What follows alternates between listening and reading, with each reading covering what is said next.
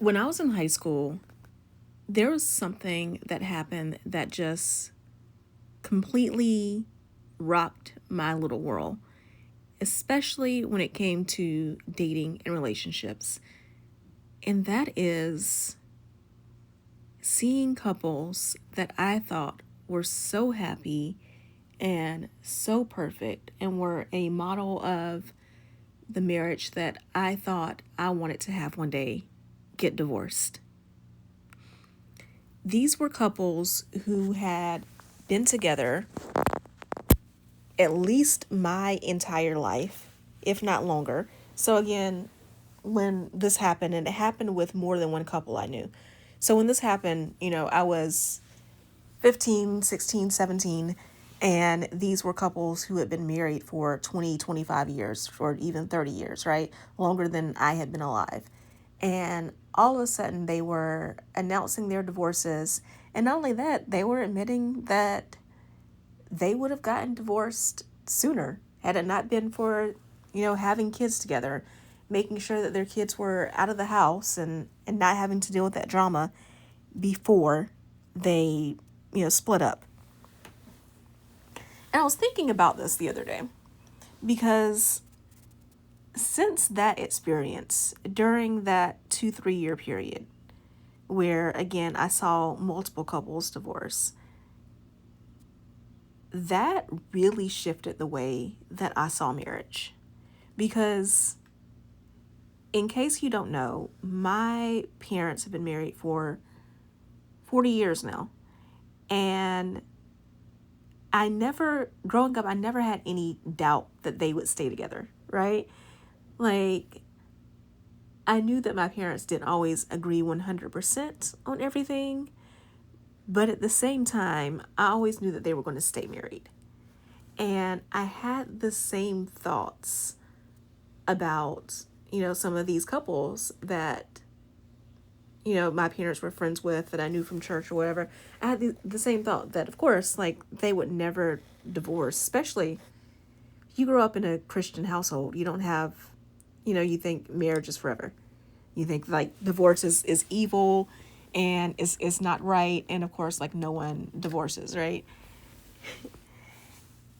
And that experience of actually seeing those divorces is what led me to really think critically about marriage, that it wasn't just this sunshine and rainbows type situation where you fall in love and love is all you need and that's it. And, you just get married, you have kids, you live happily ever after.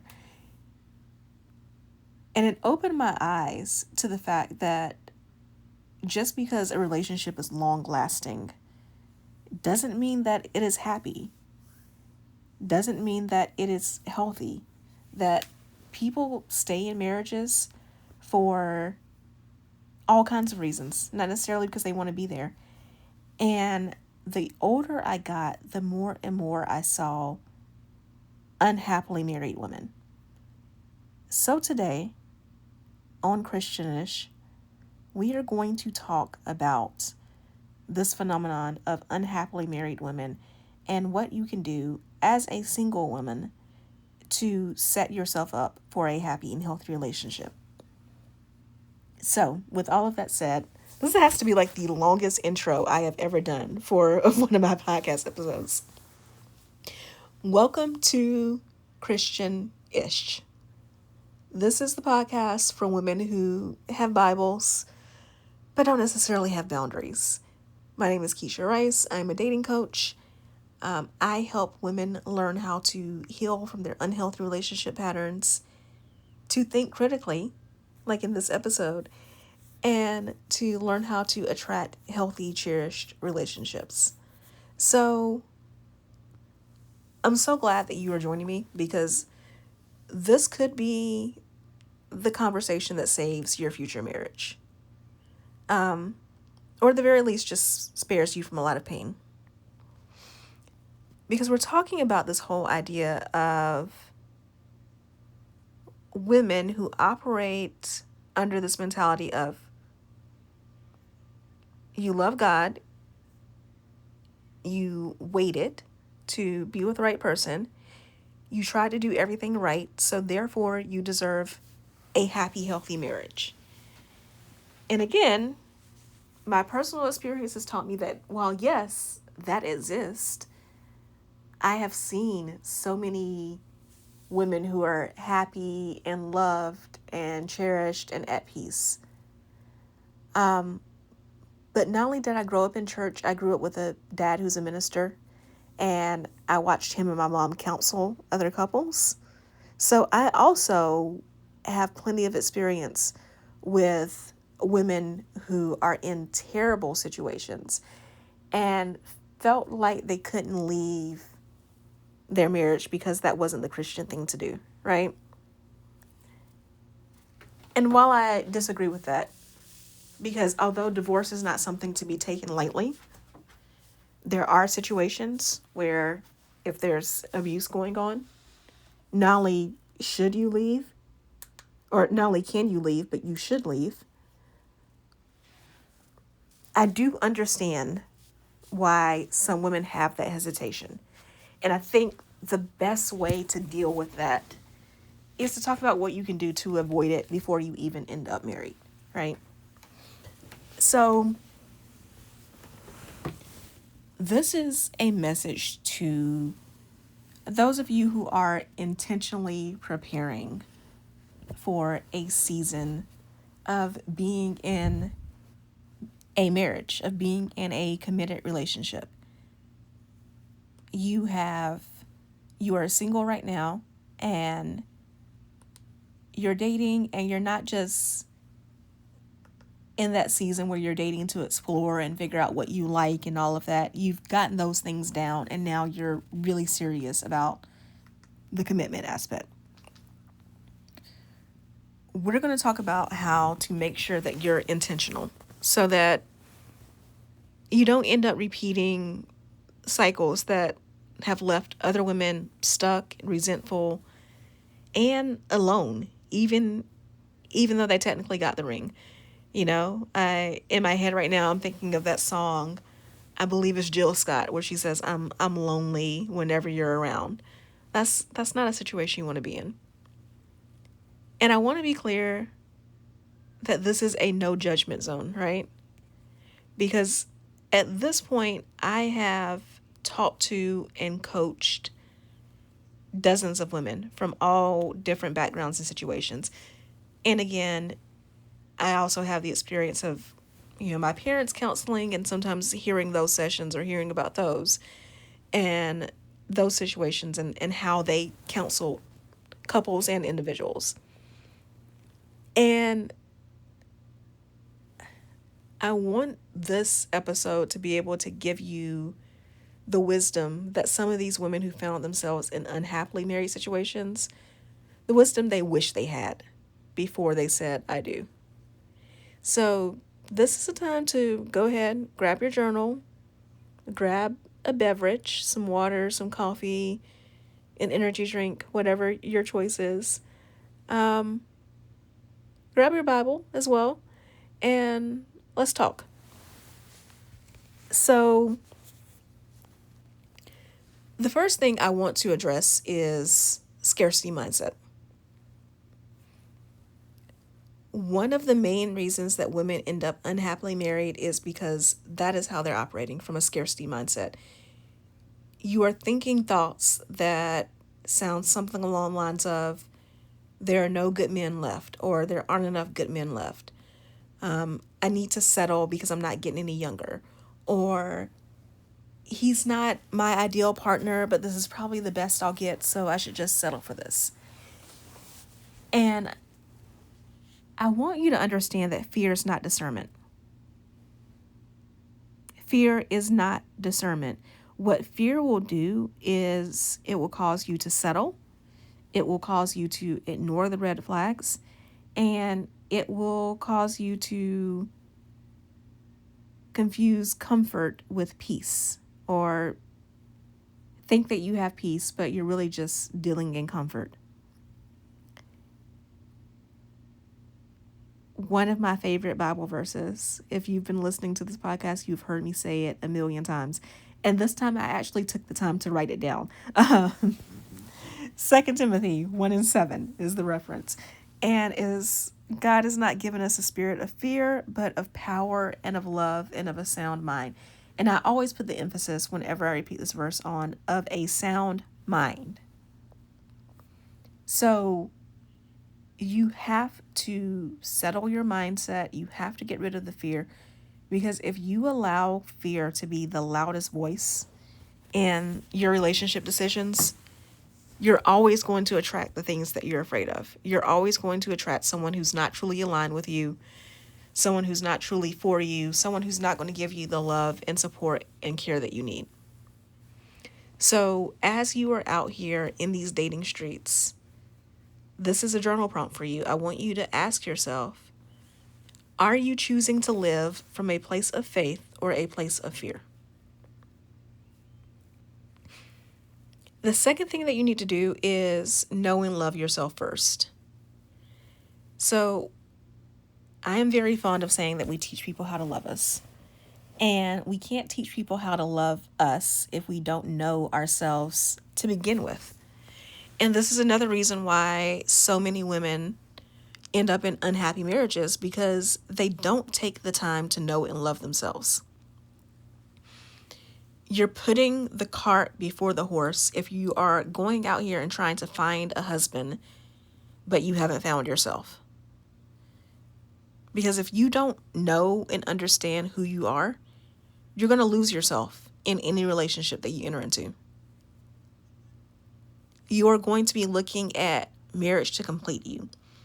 And just to be real, this is why some of you are being held from marriage. Because if you're looking for a marriage to complete you, you are making your future partner a god. That is idolatry. And you need to learn how to understand that you are complete in yourself and who you are in God without the partner. And then once you do that, a partner adds to your life, not completes it. One of the things that I've learned personally about marriage since I've been married is that marriage tends to be a magnifier, right? It amplifies whatever insecurities or disconnects you had before you entered the marriage. Areas in which I was emotionally unavailable and emotionally immature. When I first got married, and I haven't even been married that long, I've been married 6 years, but I will definitely say my first year of marriage, again, those areas where I was emotionally unavailable or emotionally immature, my marriage was a mirror to that. And I really did not like what I was seeing in the mirror. It was ugly. And because of that, marriage has become one of the greatest self-development tools that I could have ever experienced.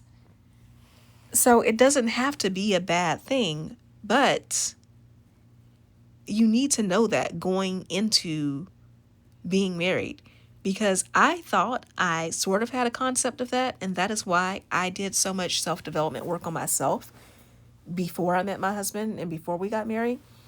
But if I had known then what I know now, I would have done even more work, right? I might have even made like our engagement period longer and spent more time on working on myself.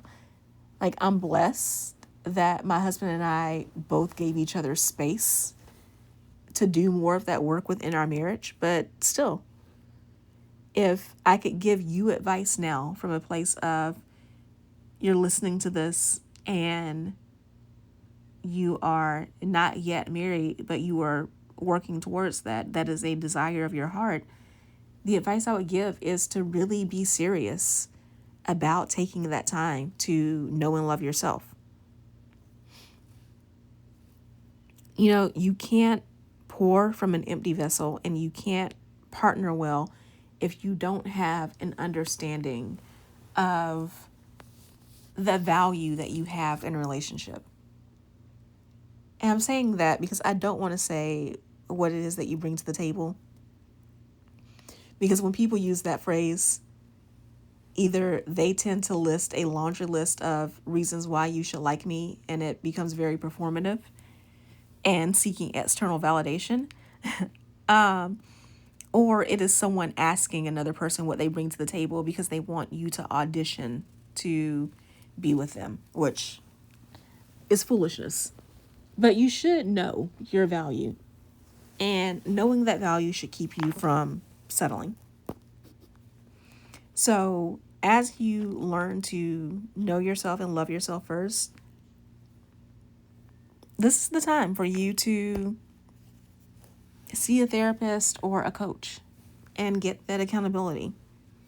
It is the time for you to go buy a journal and make journaling a habit. And it's also a time for you to spend some intentional alone time with God. This is not to knock going to church, but it is easy to go to church every Sunday and hide inside the church and not to really truly spend intentional alone time with God. You need that alone time as well. I just want you to remember that you're not waiting to become a wife. You are in the process of becoming a whole woman, and that is going to make you a better, all the relationships, right? A better wife, daughter, mother, sister, all of those things.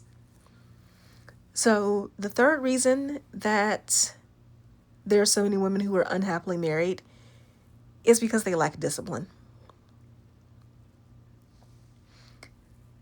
I have had this conversation more than once recently about whether or not a woman's standards are too high. And I always tell my clients, if you are the things that you are asking for, then no, your standards are not too high because you're doing it for yourself. So obviously you should be able to expect a partner to do it as well. That being said, I do know women who are out here and they are praying for men who are emotionally mature and who are God-fearing and who communicate well, but they're not putting in that same work for themselves. And if a man is operating in purpose, if he's healed, if he's focused, if he's faithful, he is going to want a partner who is also those things. You cannot ask for emotional safety and then bring emotional chaos to a relationship. So that means you need to learn how to communicate instead of shutting down or exploding. That means that you need to set boundaries and stand on business. Enforce those boundaries without being guilty or without feeling guilty about it. And you need to cultivate peace in your environment, in your home, in your friendships, in your mental space. Because again, if you are with a man who is healed and who values peace, he's not going to want peace. He's not going to want chaos in your environment. So he's not going to want chaos in you. He's not going to want to be around your friend circle and your family circle if they're constantly bringing chaos too, which means that you may have to cut some ties with people. You know, there's a verse in Proverbs 25, and it talks about like a city whose walls are broken. That's a person who lacks self-control. So, although we don't want to put walls up that keep people from getting to know us, we do want to put up discipline, right? And we do want to put up boundaries as we are going out there and meeting and dating. The fourth thing that I want you to keep in mind is, how are you vetting your potential partners? Instead of only looking at the surface, you need to be vetting with spiritual eyes. Because there are too many women out here who end up in unhappy marriages because they chose a partner because when they looked at him, they're like, well, you know, he's nice and he goes to church. He told me he loved God, so that's cool, right? And those are good things. But let me ask you, does this man know how to submit? We talk about female submission all the time, right? But does this man know how to submit? Does he know how to submit to God? Is he humble enough to really listen to wise counsel, to take accountability when he's wrong? And when I talk about listening to wise counsel, I'm including you in that. Because as a wife, you are a partner. And I believe that God puts us together in relationships so that we can complement our partners. And that means that sometimes you are strong in areas where your partner is weak. And you need to be confident in that. And he needs to be the type of man who has enough humility to also accept that. Does he know how to truly listen and know when, okay, this is an area that he's not as strong as, and this is something that you understand and know that he doesn't? Does he know how to listen to wise counsel from other people around him? Does he know how to wait and listen to God and listen to his voice? Because for all this talk about men wanting to be leaders and providers and all of that, I think is great. If a man wants to be a provider of a household, that is awesome. He should do that. But leadership without humility is dangerous. And a man who is charming but doesn't have character, that's a manipulator. And a man who doesn't have the discipline to have his ish together, y'all know what word I wanted to say, doesn't have his ish together in his own life, he's going to come in and wreck yours, okay? So someone saying that they are Christian is not enough. You want to look for evidence of that relationship with God based on how he lives, how he loves, and his ability to listen. Go back to the fruits of the Spirit in Galatians, where it talks about having love, joy, peace, patience, kindness, goodness, faithfulness, gentleness, and self-control. If your partner does not have these things, your marriage is going to crumble. So I just want to wrap this up by saying that I understand that it's not easy to wait. I understand that the loneliness and the need for companionship can sometimes be very difficult to navigate, right? At the same time, your single season can be beautiful and happy and joyous all on its own, right? There's so many things about life that you can enjoy when you are riding solo that become a little bit more difficult when you now have to consider another person into the equation. So you can enjoy your single season for what it is.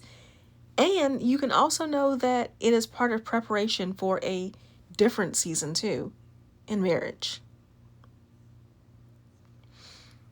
Your focus should be on becoming whole so that you can be married and merged and aligned with someone who is also whole, and the two of you can help each other fulfill your purposes instead of becoming married and miserable. So don't water down your standards. Don't allow yourself to get into the scarcity mindset, and don't ignore the work that you need to do on yourself. Because this isn't about trying to fix yourself, right? You're never going to be perfect. You're never going to be complete. Again, like I said earlier, I definitely spent time after I was married, realizing and holding a mirror to myself and realizing that there were things that I had started on this process before I got married. And I realized that in my marriage, I needed to continue. You're always going to be growing yourself. But you need to start that process of growing yourself now. So I hope this hit home for you. I hope that you are really committing yourself to doing the deeper spiritual, relational, and emotional work. And if you want to do that with me, then you can book a call with me. I have a private coaching program that's called From Toxic to Thriving, and it is just for women like you who are looking to really get intentional about finding your purpose partner and about being the healed, whole woman that God created you to be. So we can have that call. We can talk about where you are, what your current struggles are, and how I can support you in becoming a woman who no longer tolerates or attracts toxic behavior. So the link to that call will be in the show notes if you're listening to the podcast. If you have this up on YouTube, it'll be in the description. But yeah, let's heal together. And in the meantime, I want you to focus on staying anchored and staying whole and staying rooted in the truth. I love you so much. Bye. This podcast is brought to you by Contessa Digital.